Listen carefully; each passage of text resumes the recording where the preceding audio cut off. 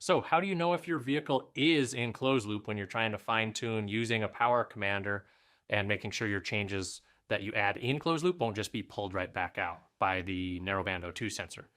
We'll go from the least invasive or the easiest to the most invasive or the most difficult. So first up would just be a OBD scanner that you can plug in through your diagnostic port and an adapter and watch something called short-term fuel trim or long-term fuel trim. If you see that number constantly going up or down, that means the narrowband sensor is active and it is adding or pulling fuel. So even if you added with the power commander, you would see that trim go lean. It would say pull fuel back out, and then it would eventually settle back to a zero or plop that into the long-term fuel trim and reset the short-term. Next up would be an AFR sensor in the exhaust pipe. So that could be one of our wideband devices, piggybacked in like an AutoTune 200, or you're on a dyno using an onboard dynamometer AFR. So if in the power commander you add several points of fuel and you watch the AFR dip rich, and then it eventually starts to lean back out towards that 14.7 switch point, you would know you're in closed loop.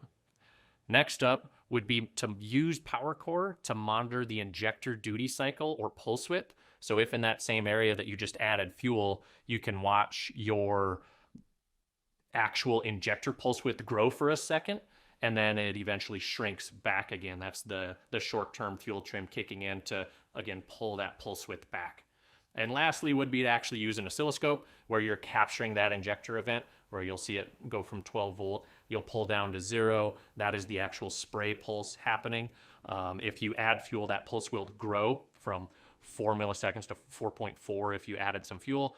And then on the oscilloscope with that same event held at a steady throttle position, you actually watch that pulse width start to shrink back towards where you started from, that 4 milliseconds. So if it grows and then starts to shrink again, would be another indicator that you're still in closed loop.